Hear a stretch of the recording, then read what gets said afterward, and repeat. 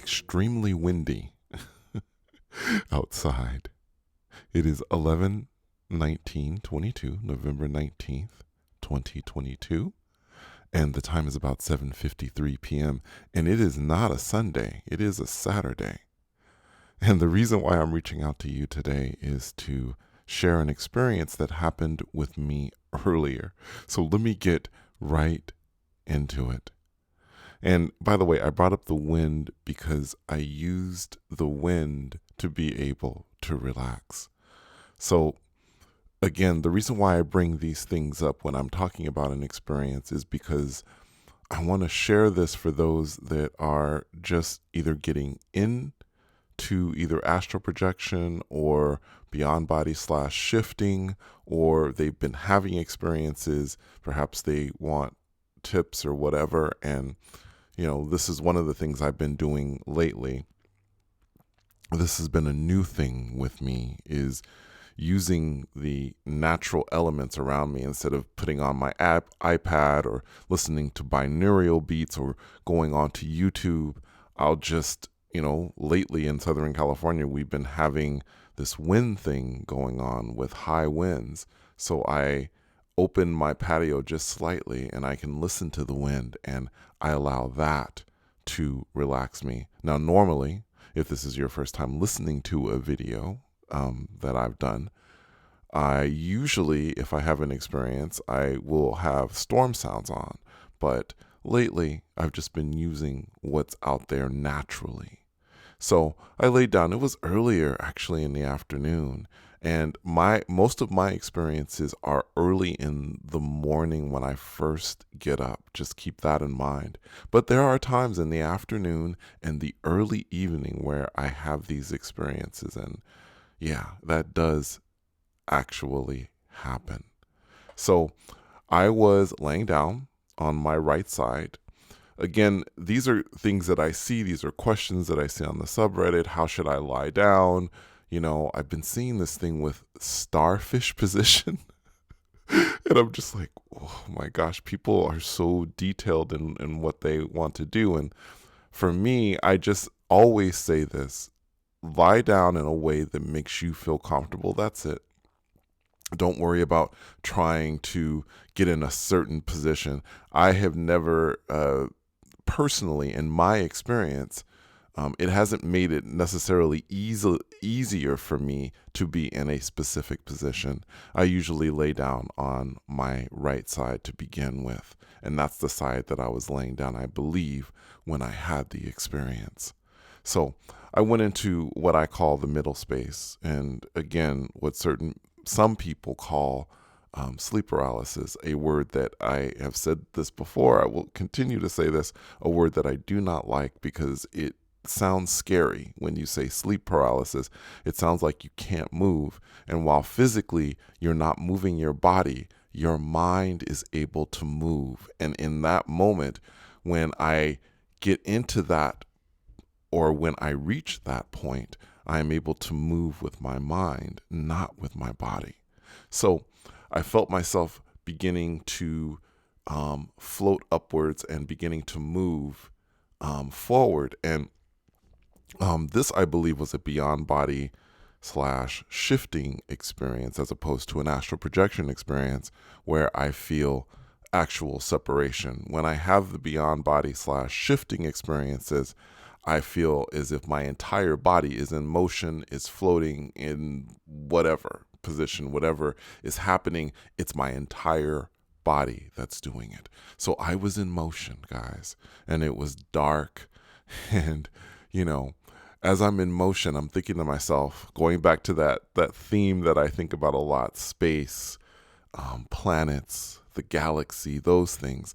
I always think about those things when I'm getting into that position because again, as I've said it before in previous videos, I find this to be extremely fascinating with this. But in the middle, as I was starting to really kind of move forward, I thought to myself, I'm going to let my more expanded self do its thing. I'll let my more expanded self make the decision. And I sort of spoke to my more expanded self. By the way, I don't think of my expanded self as having a gender, whether it's male or female. In my mind, my expanded self just is. It is all. So that's how I see my more expanded self. And I just said, hey, you make the decision. You take us somewhere that's, going to be cool, or somewhere you think we need to go. So it was interesting because what I remember was I was moving in a certain direction when I was thinking about space. And then once I started thinking that I wanted my expanded self to take over, it's almost as if I changed direction, which was very interesting. That was the feeling that I got. So eventually, I slowed down. Things were still dark. And as always, the darkness lifted.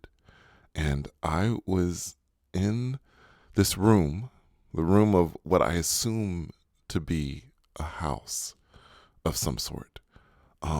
The first thing I remember was there was either a dresser or a desk or something, and there were just items piled up. And I remember as I was looking at all these items, and don't ask me specifically all of these things, they were just different items. They were random items, really, to be honest with you. And they were piled up. And I remember thinking to myself, oh, this is kind of messy. That was one of the first things I thought. And then as I kept looking at it, I thought to myself, okay, no, there's a lot of things here that I see, a lot of items that I see, but it's not necessarily messy. I think it's sort of a lot of stuff, but it's organized. That was what was in my mind. What I use, guys, and again, this is perhaps another tip for those that do actually achieve either astral projection or reality shifting. Sometimes I have some difficulty remembering everything that occurs. And what I do is when I see something, I try and assign a sort of word to it. Like, so when I saw this in this room, I thought to myself, okay, I saw that there were items piled up and stuff, and I was thinking to myself, messy, right? Or semi-organized or something. Just a couple of words to bring back so that when I open my eyes and I'm back in the 3D, I can go, okay, yeah, messy, sort of semi-messy. And so then I can kind of go from there. So I'm looking at the items, just kind of looking around. Nothing was really standing out to me. Then there was someone that I suddenly noticed that was sitting on a recliner. And this was a young lady. And what I noticed about her was she had blondish hair, lighter skinned. I don't know, maybe she was in the 18, 19, 20 in that age range perhaps. But the thing that stood out to me was that she had jade eyes. Her eyes were the color of jade, light, like this green jade color. And it was interesting because when I was telling my mom about the experience, I was trying to define, I was trying to say, Mom, her eyes were like this color. It was like a green color, but it wasn't anything I'd ever seen on the planet with a human being. And the eyes were, it wasn't just like she had the white part of her eyes and then the pupils or whatever. It was just her whole eye, everything. Her eyes were completely this color. And my mom said, oh, jade. And she just said it. And I was just like, yes, the color was jade, guys. It was a jade color. And it was unusual. So I walk up and I say to this girl, I'm like, hello, trying to get her attention. Now, again, this is what happens at times. And I've talked about this before. She did not see me and she did not appear to hear me at first. I believe this has to do with frequency.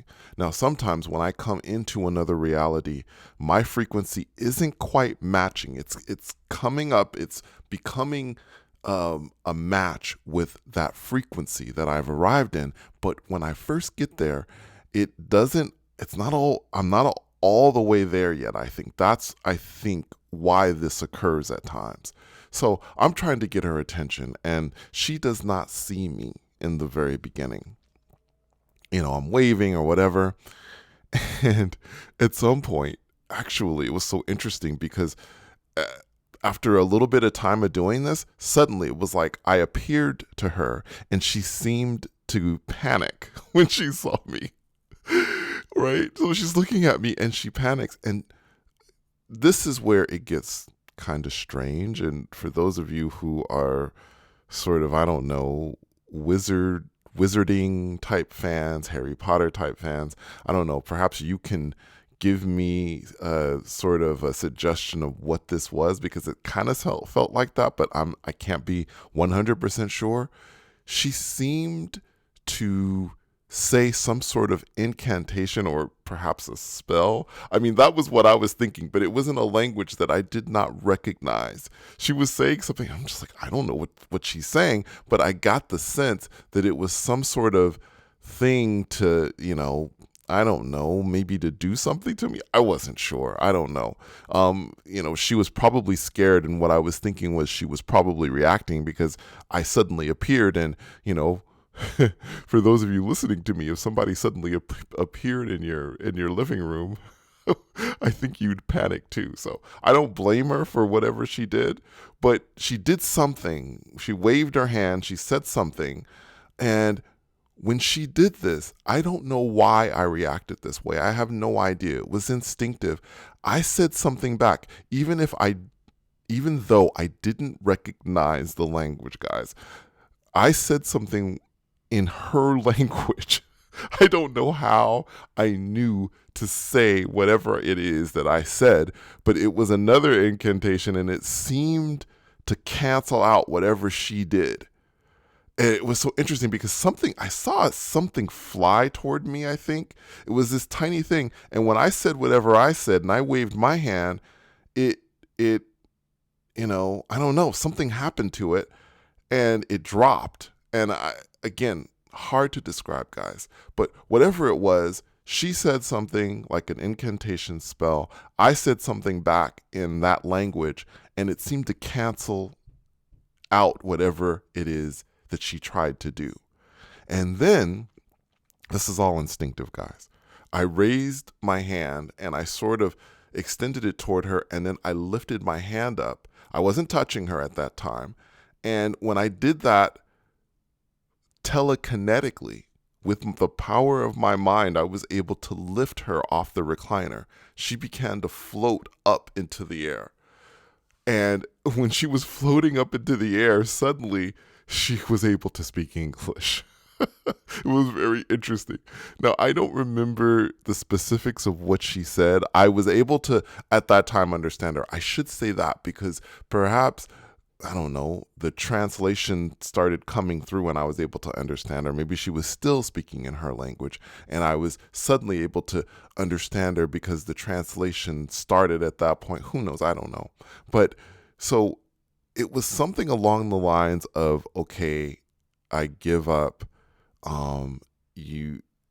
and something about the fact that, because when I had first arrived, and this is another part to this whole thing, when I had first arrived, I did hear voices talking at a distance. There were voices that was like in the house, in another room, maybe in the living room or whatever, I could hear voices in a conversation. So that was the other thing. And this person said, they'll hear us. And I think she was referring to those voices, whoever it was that was talking in the living room. And so then with my hand, I started to lower her with my mind and the power of my mind, and with my hand extended, she floated down back into the recliner. And then I reached out, and this is going to sound strange, but I tell you, I didn't realize she was this small. I picked her up very gently and I held her in both my hands. She was the size of maybe an infant. She was so small, but she was a young adult. It was really, really strange. And I was able to hold her. I looked at her, and then I very gently lowered her back to the recliner. And at that point, the experience ended. What a wild experience. It was very interesting. My experiences are usually quite short, but I don't think they are ever boring. Anyway, that was it. Thank you so much for coming on this journey with me. And until next time, take care.